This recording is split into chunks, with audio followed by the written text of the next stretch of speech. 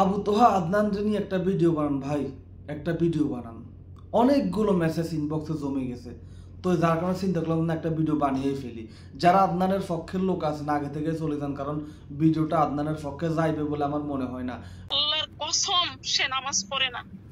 আমি অবাক হয়ে যাই, মাগরিবের রক্ত সে দিয়ে টান টান হয়ে ঘুমাইতেছে, কি ব্যাপার? তারপরে সেই এশা রক্ত ওইটা তিন রক্ত 4 রক্ত পড়বো, কোনদিন আবার ফজরের রক্ত ওইটা 3 রক্ত 4 রক্ত পড়বো। সারা দিন কুমিরের মতো ঘুমাইবো, সারা রাত্রি মোবাইল নিয়ে বসে থাকবো, আর আমার মেয়ের সাথে খেউ খেউ ঘেউ ঘেউ করবো।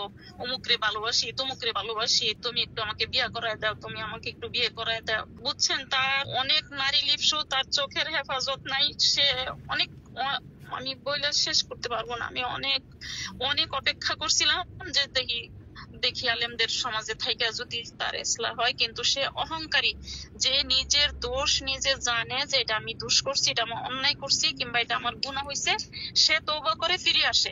কিন্তু সে যা করে সে মনে করে এটাই ঠিক। সে তো আলেম না, ভালোভাবে কথা বলতে পারে এইটুকুই সে চালান বানায় নিছে, কিন্তু সে আলেম না। সে জানে না যে নামাজ না পড়লে কি হয়, নামাজ আমার মন করা মত চললে কি হয়, আমার মনের স্বাধীনতা ভাবে চললে কি হয়। ভিডিওটা যাবে আদনানের স্ত্রীর পক্ষে। এখন অনেকেই বলতেই পারে দাদাভাই সবসময় বেড়িদের পক্ষে থাকে। না, দাদাভাই সবসময় বেড়িদের পক্ষে থাকে না, দাদাভাই সত্যের পক্ষে থাকে। আসেন শুরু করি ভিডিওটা।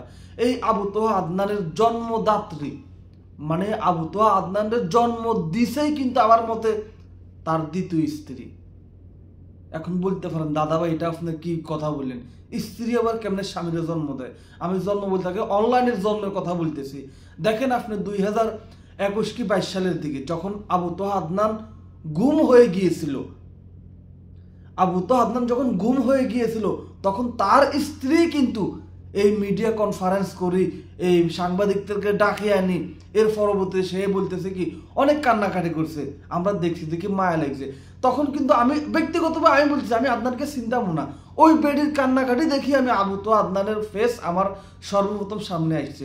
ওই বেডির একটা কথা আমার ভালো লাগছে কি, বেটি বলল কি যে আমাকেও মরতে হবে, প্লিজ আপনারা আমার স্বামীকে আমার কাছে এনে দেন, সে কোনো দলের সাথে সংযুক্ত না, আমাকেও মরতে হবে, আমি যে আপনাদের সামনে এসে কথা বলতেছি আল্লাহর কাছে এগুলো হিসাব দিতে হবে। তার এই কথাটা এখন পর্যন্ত আমার কানে ভাসে। এর পরবর্তীতে আবু তোহা আদনানকে খুঁজে বের করা হয় এবং সে স্বীকার করে কি সে আত্মগোপন করেছে, নিজের থেকে নিজে পালিয়েছিল। এর পরবর্তীতে সে মোটামুটি আলোচনায় ঢুকছে সবচেয়ে বেশি। তো আমি ওইটা চিন্তা করে আমি বলছি কি আবু তোহা আদনানকে জন্ম দিয়েছে তার স্ত্রী অনলাইন জগতে। এর পরবর্তীতে আসেন কিছুদিন পূর্বে, এর মাঝখান দিয়ে তার কত মানে কি করে মাসালা ফাসালা যেগুলো আছে, যে বললো কি সামিউল্লাহ হলিমান হামিদ আরো অসংখ্য আউল ফাউল বাউল মার্কা কথা বলছে। যাই হোক ওইদিকে না যাই, কিছুদিন পূর্বে সে তার স্ত্রী একটা পোস্ট করছে, আপনাদের আদনান হুজুর একটা এয়ার হোস্টেসের ফ্রেমে মজেছে। এটা নাকি ছিল তার অতীতের গার্লফ্রেন্ড, তখন তার কাছে টাকা পয়সা ছিল না, যার কারণে তাদের ব্রেকআপ হয়ে গেছে। এখন আদনান হুজুরের কাছে টাকা পয়সা হয়ে গেছে, এখন সে আবার পুরান প্রেমিকার ফ্রেমে মজে গেছে। এই পোস্টটা যখন করেছে আমরা এটা নিয়ে ভিডিও বানিয়েছিলাম, অনেকেই কথা বলছি আদনান হুজুরের একদল পাগলা ভক্ত আমাদেরকে ইচ্ছা মতো গালাগালি, ইচ্ছা মতো ধোয়া। ভাই এটা সম্পূর্ণ একটা মিথ্যা কথা, এটা সম্পূর্ণ একটা বানোয়াট কথা, এটা সম্পূর্ণ একটা গুজব। যাই হোক কিছুক্ষণ পর দেখলাম পোস্টটাও ডিলিট করে দিয়েছে, এবং কি আদনান হুজুর পোস্ট ডিলিট করার পূর্বে আদনান হুজুর আপনাদের ওনার আইডিতে একটা পোস্ট করেছে কি আমার স্ত্রীর মোবাইলটা চুরি হয়ে গিয়েছে। আদনান হুজুর কিন্তু আমি বলতেছি না যে একবারেই খারাপ, ওনার আলোচনা শুনে হয়তো বা অনেকেই হেদায়েতের পথ পাইছে, অনেকেই ভালো হয়েছে, আলহামদুলিল্লাহ। দেখেন ওনার স্ত্রী যখন একটা পোস্ট করলো, পোস্ট করার পরবর্তীতে ওনার আইডি থেকে একটা পোস্ট হয়েছে কি আমার স্ত্রী অথবা আদনান সাহেবের স্ত্রীর ফোনটা হারিয়ে গিয়েছে, ফোনটা চুরি হয়ে গিয়েছে। একটা আর চিন্তা করেন কত একটা কাঁচা একটা কাজ, ফোন চুরি করলো চোরে। এখন চোরের কি ঠেকা পড়ছে, সে 200 লাইনের পোস্ট লিখবো আবু তোহা আদনান অমুকের সাথে প্রেম করে, তমুকের সাথে প্রেম করে, মানেটা কি? মানে চোরের কি উদ্দেশ্যটা কি ছিল? মোবাইল চুরি করে আদনান হুজুরের বিরুদ্ধে একটা লম্বা একটা পোস্ট করবো। যাই হোক এর পরবর্তীতে আবু তোহা আদনানের স্ত্রীও আরেকটা পোস্ট করছে কি যে স্বামীর ঘটনাটা সত্য বলে এরকম একটা পোস্ট করছে কি হ্যাঁ আমার ভুল হয়ে গেছে, এটা আসলে আমি পোস্ট করি না, এরকম একটা পোস্ট করছে। এর কিছুদিন পরে আবার তার স্ত্রী বলছে কি, আমি আগে যে পোস্টটা করছি পোস্টটা মূলত সত্যই ছিল, পূর্বে যে পোস্টটা করেছিলাম আমার স্বামী অমুকের সাথে ফ্রেম করতেছে, এটা সত্য পোস্ট ছিল।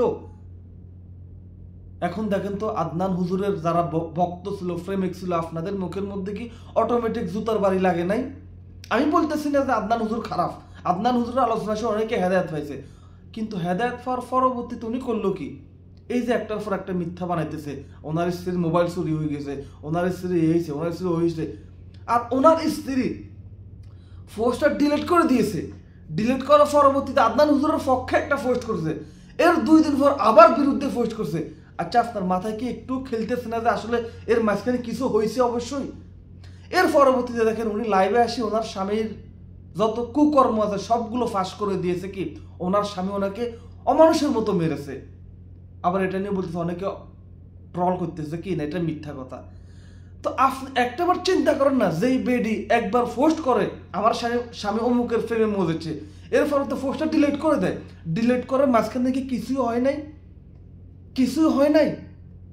পোস্ট ডিলিট করার পরবর্তীতে আবার সেম কথা বলে কি, পূর্বে যে পোস্টটা করছি ওইটা আমি করছি, এটা সত্য, কিছুই হয় নাই, মানে কিছুই হয় নাই এর ফাঁকে। যাই হোক, আমি আর এর চেয়ে বেশি কিছু বলবো না, শুধুমাত্র আপনাদের আমি কয়েকটা পোস্টও রাখি গেলাম যে কি, এই দিন পোস্ট করা, পোস্ট ডিলিট করা, আবার পোস্ট করা, এর মাঝখানে কি কিছুই হয় নাই?